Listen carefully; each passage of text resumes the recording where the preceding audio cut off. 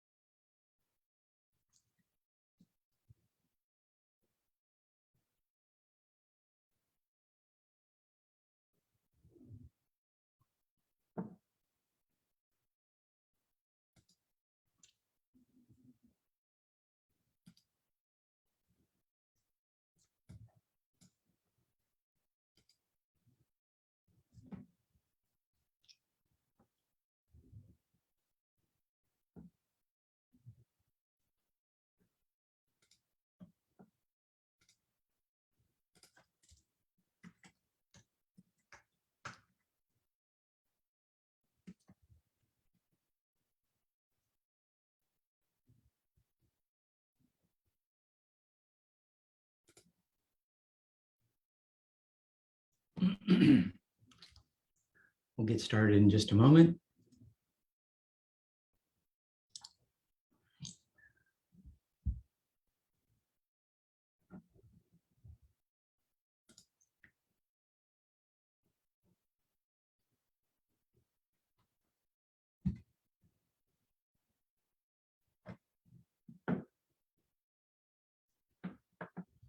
Okay, let's go ahead and get started. Good morning, Sunnyvale. I'm Sunnyvale Mayor Larry Klein. Thanks for joining me again this week. Welcome to the end of January. The month has just flown by. This is the 98th installment of my weekly office hour address, and I hope everyone is being healthy and enjoying our new year.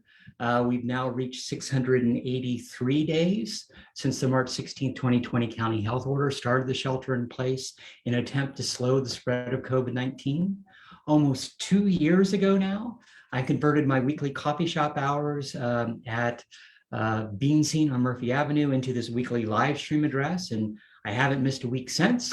Now I usually follow up this live stream session with in-person meetings at Bean Scene.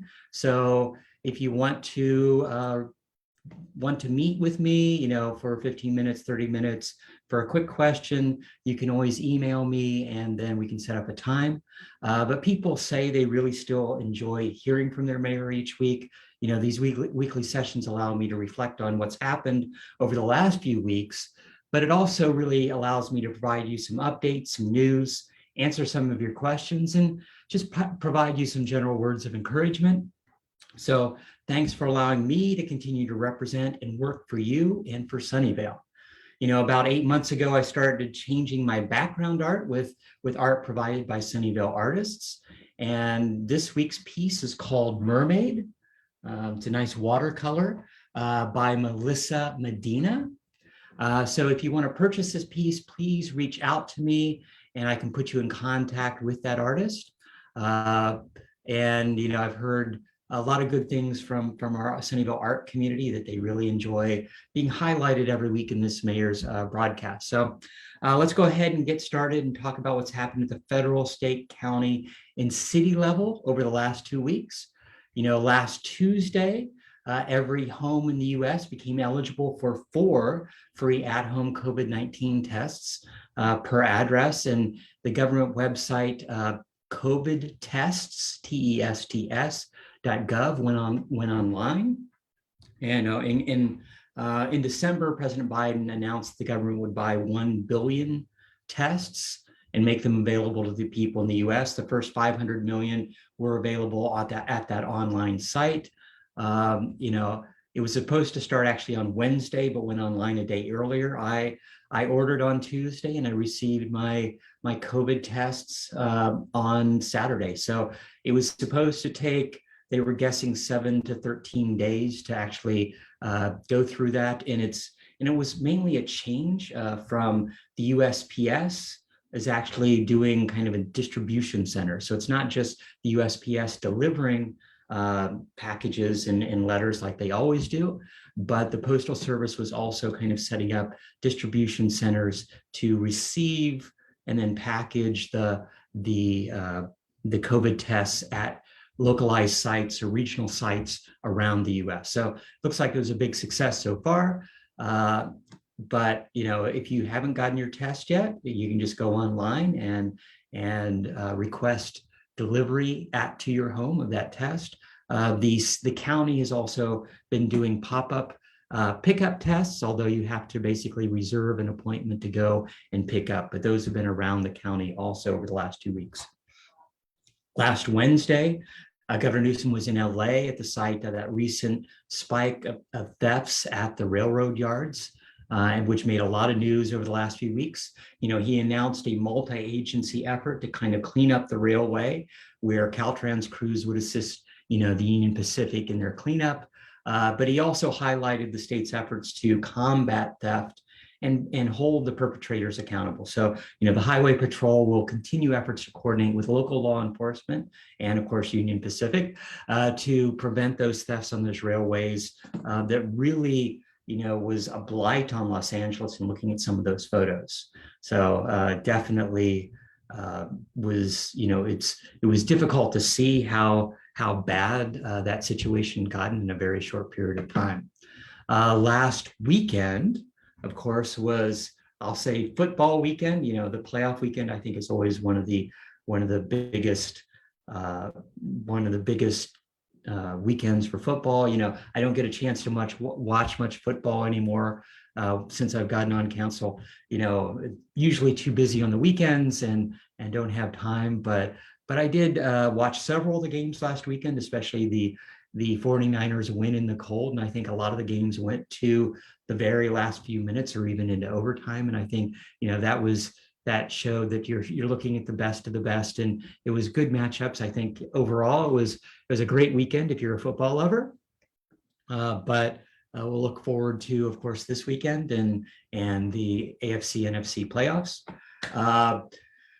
On Monday of this week at dusk, I was at Plaza del Sol with several news crews. Multiple news crews showed up to see city staff try to scare away the crows on Plaza del Rey, or Plaza del Sol. So the Plaza del Sol right across from the Caltrain station.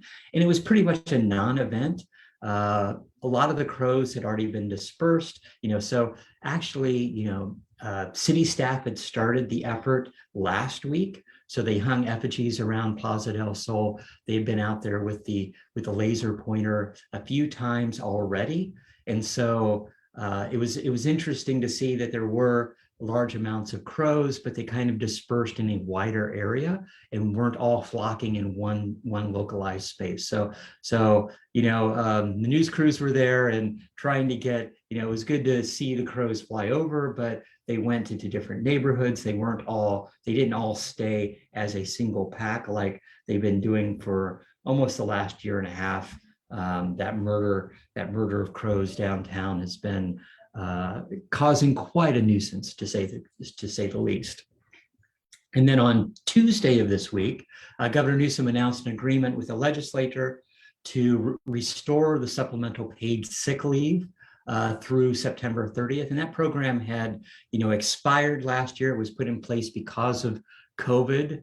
And then because things were looking better with COVID, they allowed it to expire. Of course, with the latest Omicron variant, things have gotten a lot worse. And so the governor and the legislators decided to reinstate that program. And under the program, workers have up to 2 weeks of supplemental paid sick leave for COVID-19 related reasons. And that's either caring for oneself or a family member who's infected, or has been told to quarantine. So that, that leaves, that leave ultimately applies to all employers with 26 or more employees, including those with some sort of labor or collective bargaining agreement. So I think that's a positive step to make sure that people that are exposed to COVID and have to quarantine or are sick, those families, those people have a lot more options and don't have to go into work sick and then continually and conceivably spread the virus. So all that is positive from that standpoint.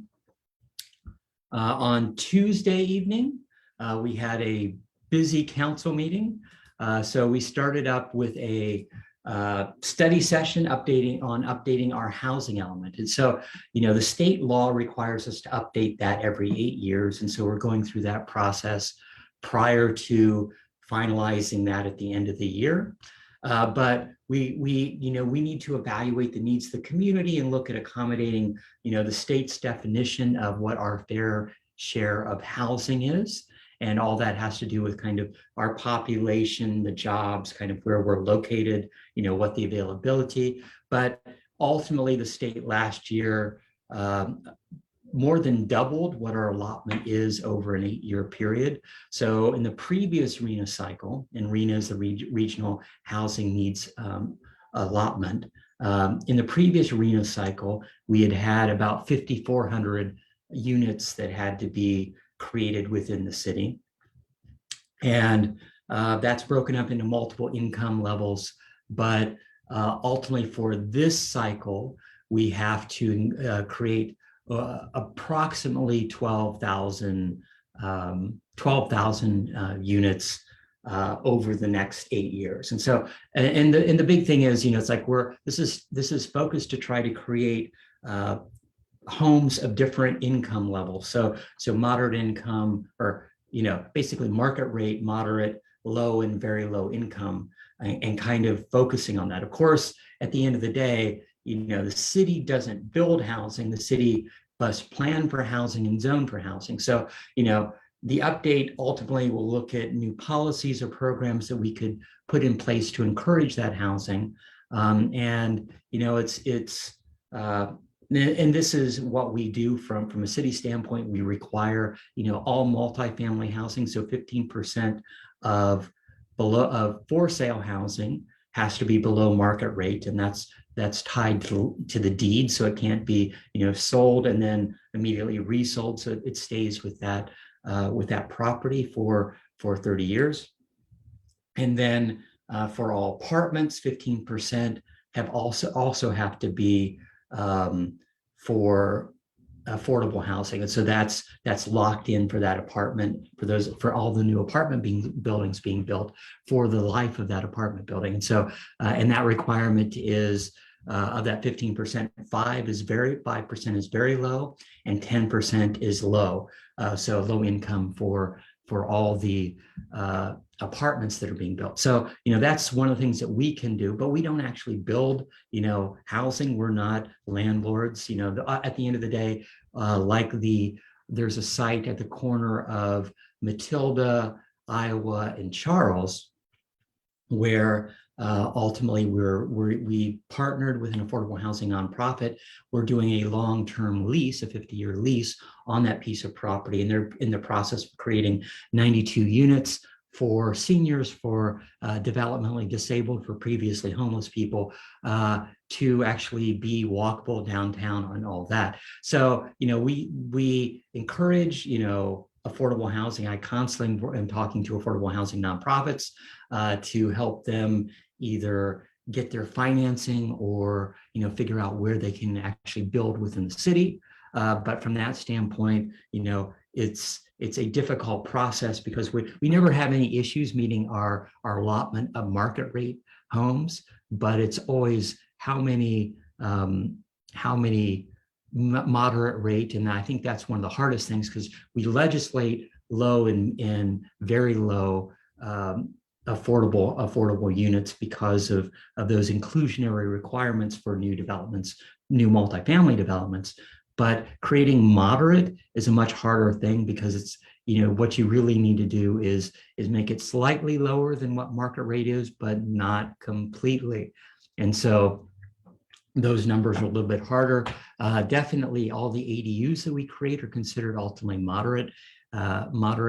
So they add to our moderate numbers. So I've been a big proponent for ADUs and creating them in our community. And so that's been actually a very positive thing to try to get more ADUs, because those are actually more moderate units from at least a Santa Clara County average income of who is actually renting the ADUs in our communities.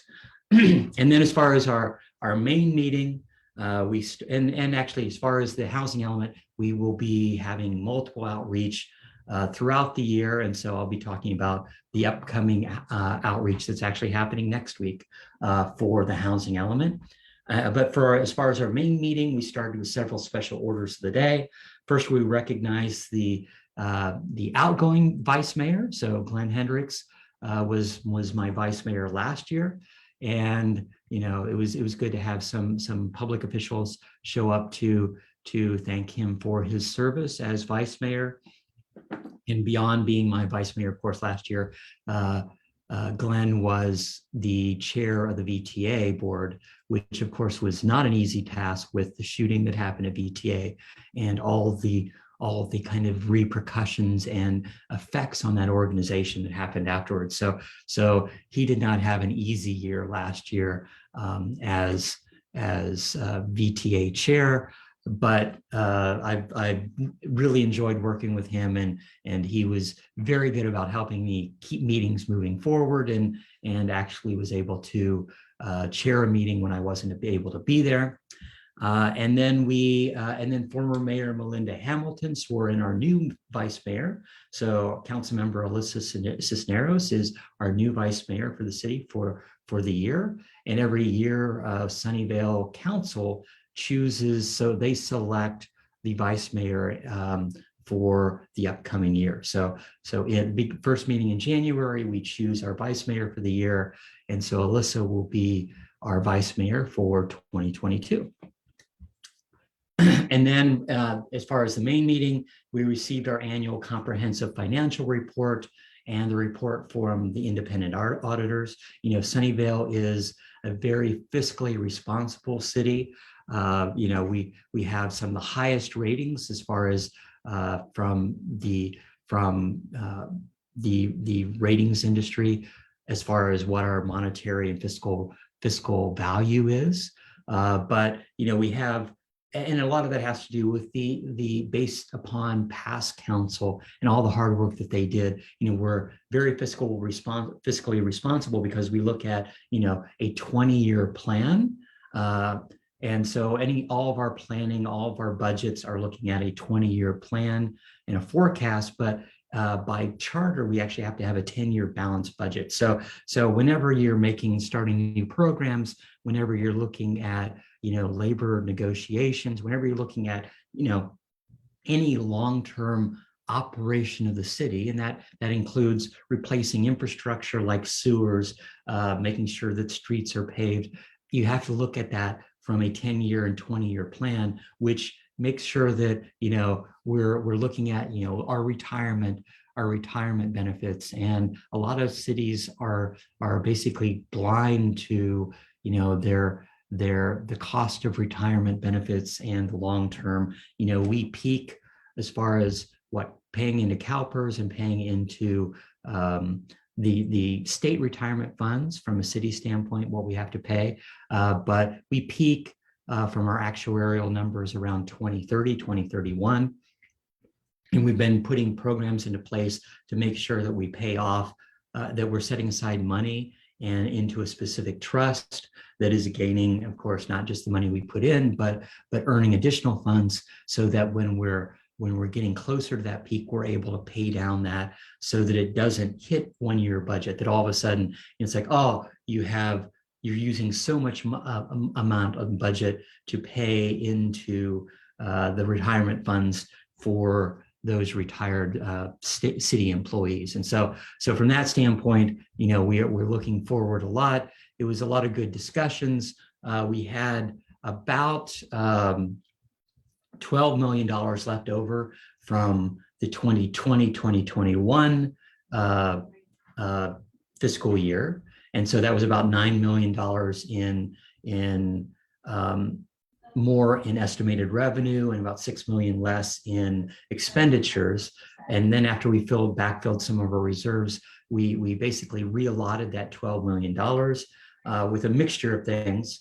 And ultimately, we decided to go with staff recommendations, and I really appreciate the city manager and our finance director's kind of long-term vision for the city, trying to be start new things as well as making sure that we have appropriate reserves. But we put an additional $1 million towards that pension trust. So every year we put, $1 million. So we've been doing that for multiple years now, putting that into the pension trust, which is gaining additional funds to help that retirement issue. But we had put an additional $1 million into the pension trust. We put $500,000 into a new unhoused pilot program. And so I've been talking to the city manager for a while now on what we can do for our unhoused people, and trying to make sure that we get them into congregate shelters, what we can do other things. So this is utilizing $500,000 for that. We put an additional $1 million into the Lakewood Branch Library project. We've seen some cost overruns that from the utility installation, that how we're going to feed the power into that new building. In talking to PG&E, we're going to have to do some more things than what we initially thought. And then, hopefully I want to see that Lakewood Branch Library project move forward quickly. And then the remaining amount was put into our infrastructure reserve and a budget stabilization reserve. And a lot of that reserves is for, I'll say, what is an unknown future. And there are several things that are affecting kind of costs as well as uncertainty. We're all looking at possible downturn in the economy sometime in the next year or two.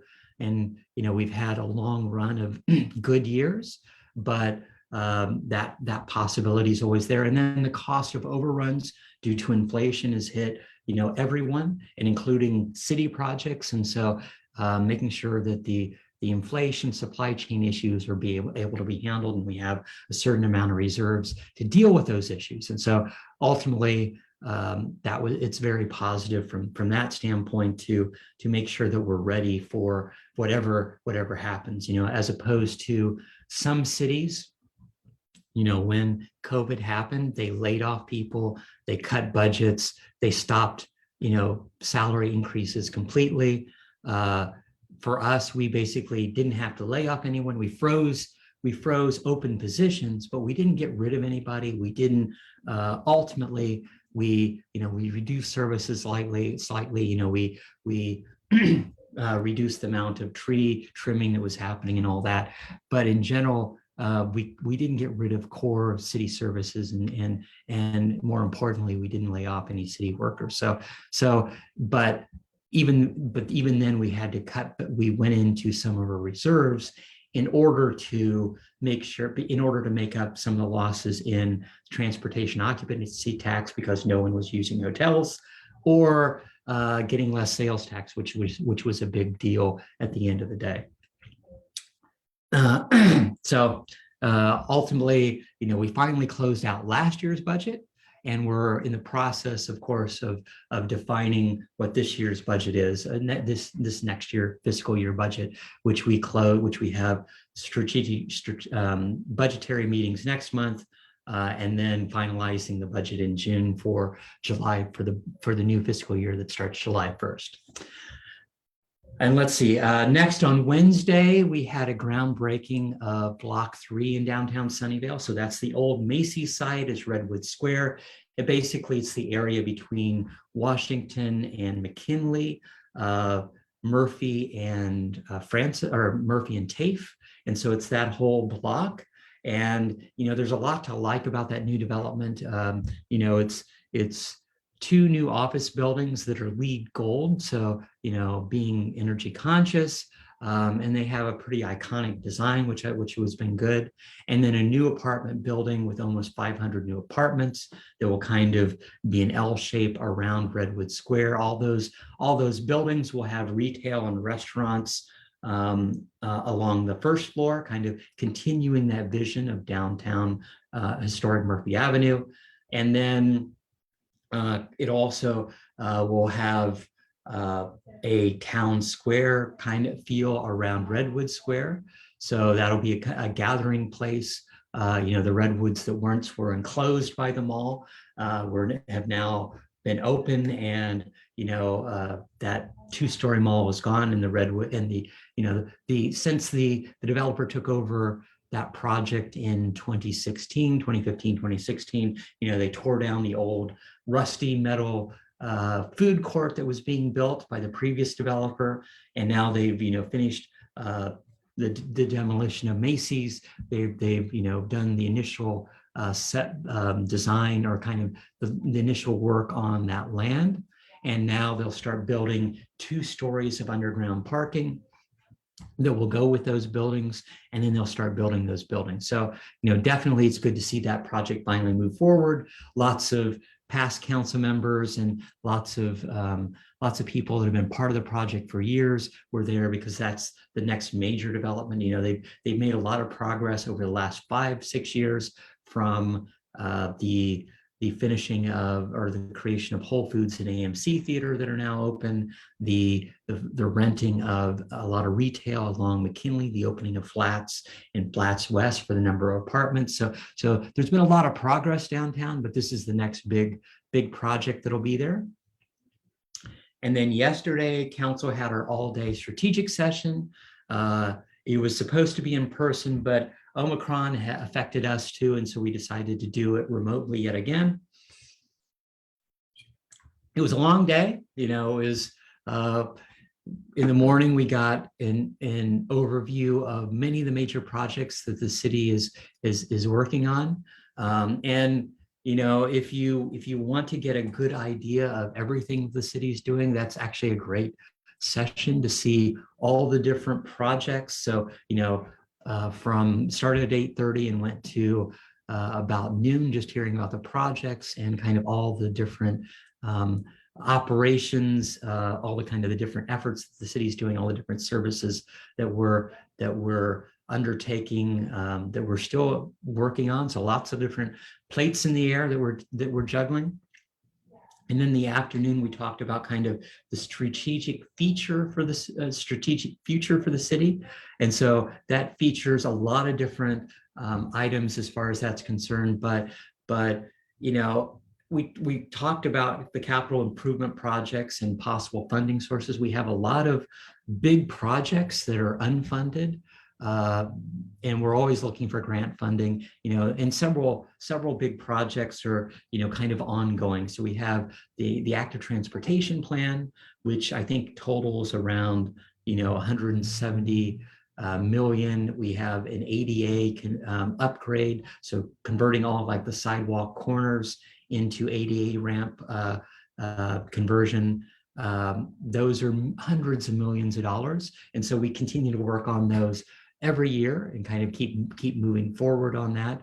But ultimately, from my standpoint, and I think the majority of council was in agreement that there were a few things that were at the top of the list, and we have some funds that were left over from the money that we got for the city hall, and that's one of the projects that will finish later this year. So the addition on to the public safety building, so the new basically emergency operations center and additional offices that will be part of DPS will be opening in the summer, and then the new city hall will be opening before the end of the year. So it's the glass is going up around that building right now, that 4-story building, and happy to see that that's moving forward too. But council was pretty much in agreement that rebuilding Fire Station 2, and so we have a whole fire station master plan, which basically laid out that the biggest needs are Fire Station 2 and kind of renovating some of our older buildings, but rebuilding Fire Station 2, looking at a new main library. So we've had a lot of efforts, and we actually had a bond measure many years ago. I think it's about 14 years ago now, that was an effort to try to get funding for a new main library. Well, we're still taught, so we had a lot of discussions about at least scoping that and seeing what the design costs would be. And then of course, the last big project I think is the grade separations of the Caltrain tracks. We're looking at electrifying Caltrain, and ultimately high-speed rail will someday come through the peninsula. But from our standpoint, it's to make sure that Caltrain operates most efficiently and affects, residents a lot less. The best thing we can do, and we've got, Measure Measure A funding from several years ago to, or Measure B funding from several years ago to deal with that transportation. And so we got a certain amount of funding to work on the Sunnyvale Avenue and the Mary Avenue undercrossing. So coming up this summer, council will be making some final decisions on choosing which project, and then looking at getting additional grant funding to finish that grade separation. Because it takes a lot of time to actually do that implementation, because you have to coordinate with the Caltrain. And so with Caltrain and making sure that operations continue. So the sooner we can get that started, the better. And then we talked about kind of the long-term success for Sunnyvale. And, this was a good discussion. We don't talk about, staffing and service levels that often. I think, we have about 15% less staff than we had in 2007-8 at our peak, but we have about almost 20% more residents than we had at that time. So we increase our residency about 1% every year of the number of residents that we have, but our staff has remained relatively stagnant over the last few years. And it's a mixture of using consultants and contractors versus full-time staff. And there's pluses and minuses on both sides of that. Many times, like tree trimming, we have a full-time staff that does that.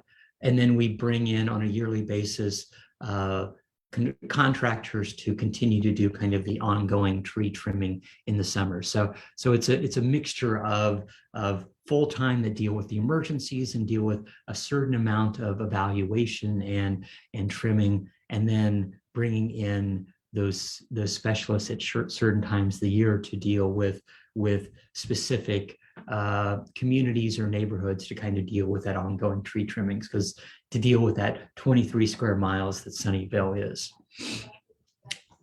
So it was a busy day, but if you get a chance, I definitely suggest that people watch conceivably the morning session, because there are a lot of good information there as far as the operation of the city and all the different things that our city is working on, which is really impressive.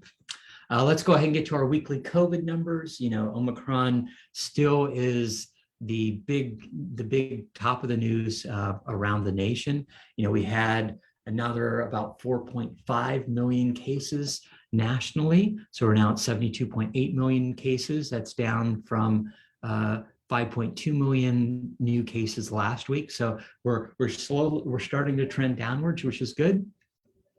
Nationally, we've had 250 million vaccinated with at least one dose.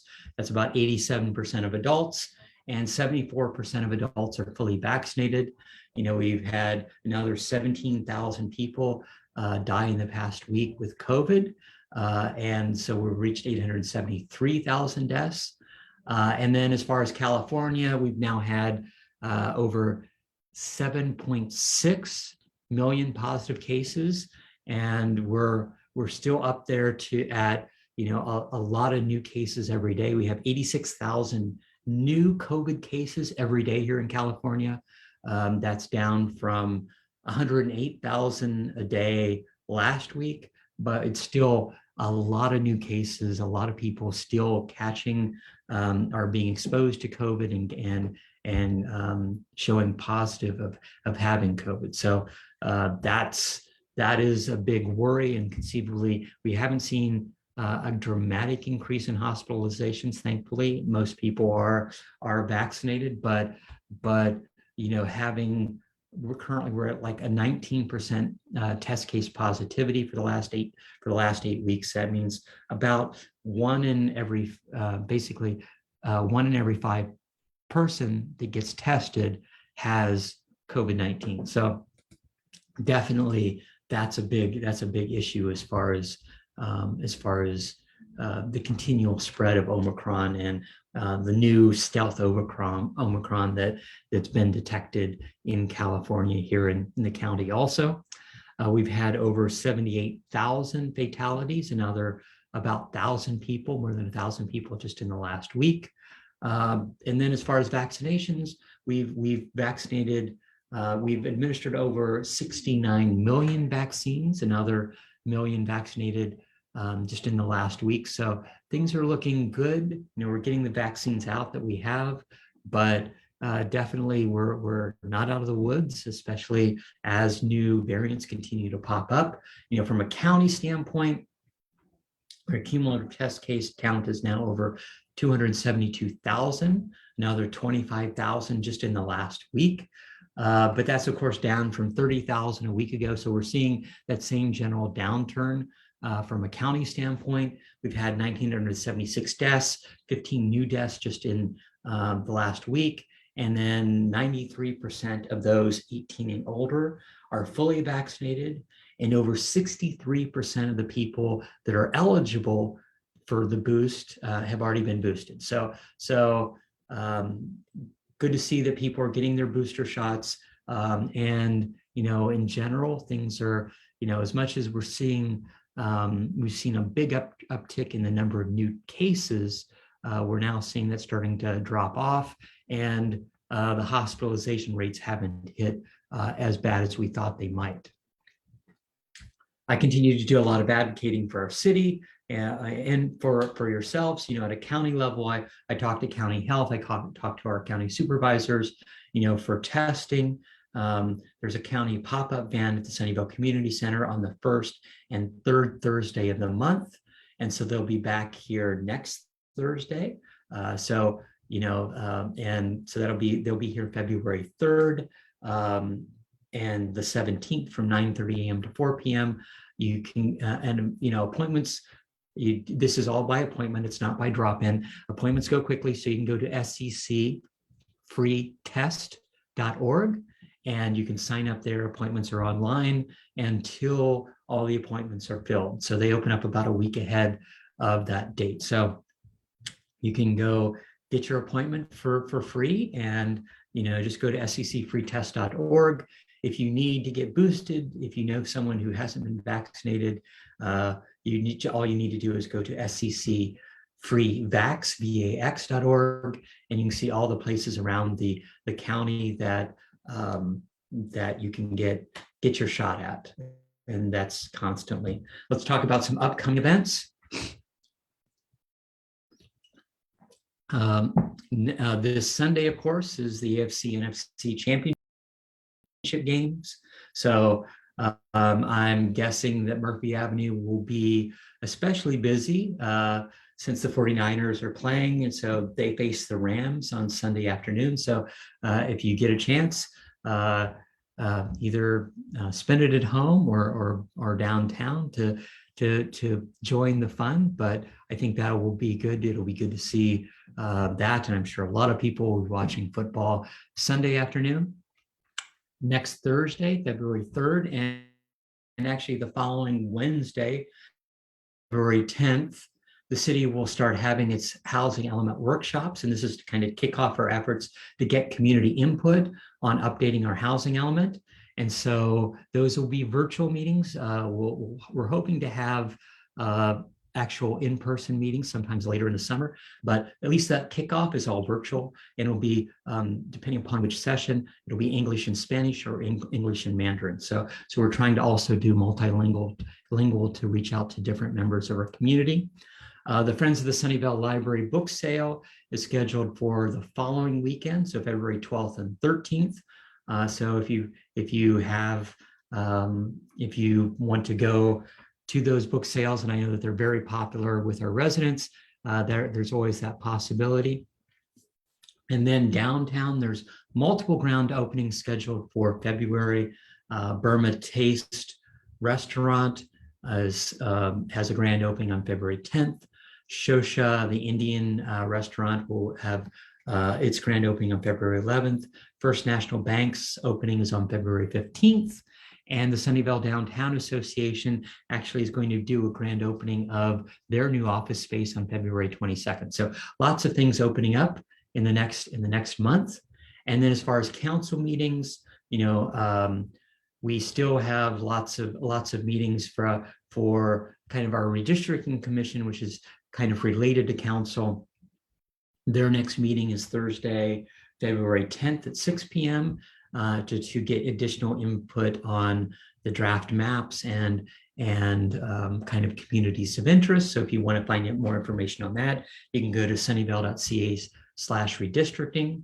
And then council has 3 meetings scheduled for next week. So between the 2 weeks, we've had 5 council meetings, which is a lot more than we normally have. You know, on Monday and Wednesday nights, we'll be interviewing the applicants to replace Mason Fong's empty position on council. So we'll ultimately be interviewing 9 different applicants. So we have a good mix of applicants from experience standpoint. And then we'll also be appointing someone on our meeting of February 9th. So that's happening on the 9th. And then this coming Tuesday, council will be looking at approving the calendar year 2022 community events and neighborhood grants program applications. So these are funding for bigger events from community standpoint, like helping fund the downtown music throughout the summer. There's a historical society event at the museum this year. So it's some of those bigger community events, as well as a lot of the neighborhood potlucks and National Night Out events that happen around the city at different times of the year. But it's trying to build bring those smaller community together, and so it's positive. You know, so that's one of the things that we'll be approving, those neighborhood grants at that program. And then we'll also look to approve recommendations for public art at the Civic Center Amphitheater. So that's the amphitheater will go basically where the current City Hall annex is. So we're in the process, of course, constructing a new City Hall. When that completes and people and all city staff move in at the end of the year, we'll end up tearing down the old City Hall, the annex, the portable buildings where the city clerk offices are to the south of the current City Hall, as well as what are called the rabbit hutches across the street next to the library. So ultimately, it's choosing the art that will go through the amphitheater that will sit where the existing City Hall annex is. So looking forward to choosing what that art is. I know we had some good recommendations of several nice pieces of art from the Art Commission. Let's go ahead and get to our weekly questions. If you have a question, add them to the comments now, and I'll try to get to them. A lot of good questions this week. Rachel, Carrie, and multiple others ask any word on when the Target is expected to open. So the unofficial date is scheduled for Sunday, February 6th. So not that far away. You know, the construction fences were taken down this week. The biggest question is whether or not they'll be able to fill the store by next week because of all the supply chain issues. They're scheduled. It doesn't look like there's a staffing issue, at least in talking to some of the people working with CityLine. But the bigger issue is whether or not they'll actually be able to stock the store to have it ready to open. Eric asked any status on when Urban Plate is opening. So there's no date yet, but they have put up their sign outside there. You know, they're working on the interior design build out, and they are scheduled to open sometime this summer. So that's another eating establishment that will be downtown on McKinley Avenue. And then Phil asked any updates on any other CityLine vendors that are planning on coming to downtown Sunnyvale. So yes, there's lots of good news as far as that's concerned. Roadrunner Sports opened up last week. So for those of you that are runners or need running gear, they opened on McKinley. So they did open last week, and I hear they've had positive response from residents already. CityLine National Bank will open up next month, which I mentioned. That'll be on McKinley. Urban Plate's opening this summer, as I just mentioned. Flashstick Pub, which is an indoor golf and brew pub, should be open by the end of the year. So they've started design of their interior. That's in the large space right across from Target. So basically kind of diagonally across the street from Target, and then directly west of Target, the Pacific Catch will be opening sometime this fall, and then another retail kind of service location will be opening up later this year called Ideal Image, and it's kind of personal aesthetic and wellness services. So ultimately, it's not hairdresser, but it's kind of everything else from body sculpting to hair removal and all that. So that's also coming to downtown on McKinley sometime before the end of the year. Lisa asked, I'd be interested to know why West Remington was paved over the summer and now has huge patches dug up for what looks like cabling, thus patches of the uneven asphalt in a new road. Makes no sense. And generally we have an upgrade schedule for all of our roads. We want to make sure that our pavement quality index remains relatively high, because if you let the roads go too poorly, then the cost to actually repair them goes very, very high. And normally we plan with our utility, whether or not that's cabling or PG&E, whether or not that's what work needs to get done on those. So whatever the utility organization's plan, we try to hold off for whatever work we have after the schedule changes, so that we make sure that we pave over after any work is done. We've been working with PG&E for several years because they've had plans to redo Wolf Road, and we didn't want to pave that whole stretch and then have PG&E do a major upheaval. I'm guessing, I'll see what I can find out about Remington. I'm guessing that this is something that the city wasn't informed about, and then whatever the utility came in and said, okay, now we need to do X, Y, Z. And so we do need to allow them to do their work and meet their required right of way, but ultimately, sometimes we end up with issues like this, that they tear up a road that has been previously paved.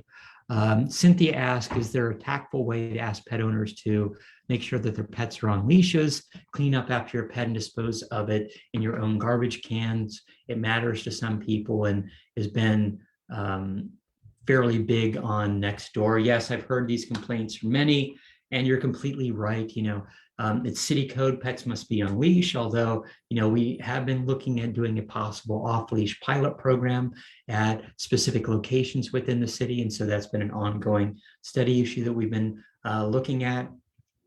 As far as cleanup, it's required that all pet owners and should have, poo bags with them, and from my standpoint, it's critical. I go on a run with my dog every day and make sure that I have, adequate bags with me, to say the least, and then making sure that I dispose of them in appropriate, either I carry them back home, or I find basically public garbage cans throughout the city that I'm able to throw them away at. But yeah, I do see the remains of people that aren't properly curbing their dogs and aren't doing the best thing, but there's not an easy thing to tell them. But yeah, this is a reminder, please be a good and responsible pet owner. If you have pets, if you're out walking them, be prepared. That's always a good thing for whatever the case is, but be prepared and do your part to try to keep the city clean. Tim asked what is happening with the Macy's parking. So we did the groundbreaking for Block 3 this past week. Part of that project is the staging area for all the construction equipment and all that currently is in the old Macy's parking lot. So the southern half of that parking lot is now fenced off for the construction crews and all that, so that they have dedicated locations for them to park, for a certain amount of equipment to be there while they start basically digging out the 2 floors of underground parking, and then start the actual construction of several of the office buildings and the residential buildings that are there. There's still lots of parking downtown, multiple surface lots. There's underground parking at Plaza del Sol.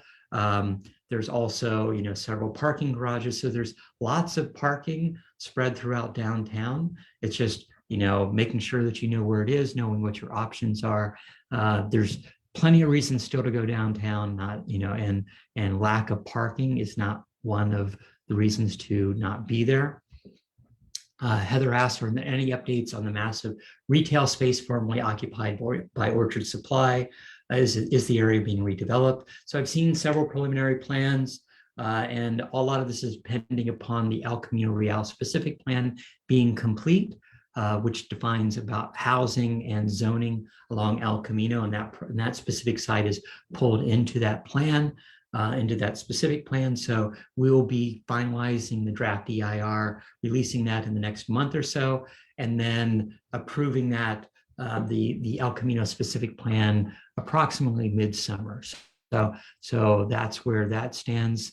Let's see if I have any quick questions before we wrap up. Let's see. A little slow on comments. We did cover Target. Any idea when the Washington Park bathrooms will be open again? I know that I saw construction happening on that. I don't know offhand when that will, when that's planning to reopen. I know that they're doing some, and this is kind of long-term renovation of all of our parks. We have those plans depending on the facility. Sometimes it's just a portion of the park, or sometimes it's a full renovation like we're doing at Fair Oaks right now. But that I'll find out what I can about the Washington Park bathrooms, but I'm hoping it'll be sometime, I think, before the summer. I don't think that, if I remember the project as specified, it was relatively minor, but I'll see what I can find out. Let's go ahead and wrap up. Thanks for joining me again this week. COVID continues to cause our community, state, county, a lot of challenges, a lot of people are struggling. I want you all to know that no matter what challenges we face, I'm proud of our city and our continued response to COVID. I'm thankful that our wonderful residents are always ready to help each other, serve their community. Our CERT volunteers are out there. Our residents are helping those in need, those unhoused, with food, with blankets. There's so many different ways that people help out in our community. It's fantastic. New issues always come up, but your actions and your attitude really make a difference. Sunnyvale will emerge from this as a stronger community. We are in this together. We will get through this together. Thanks for listening. Have a great weekend. And of course, go Niners. Take care. Goodbye.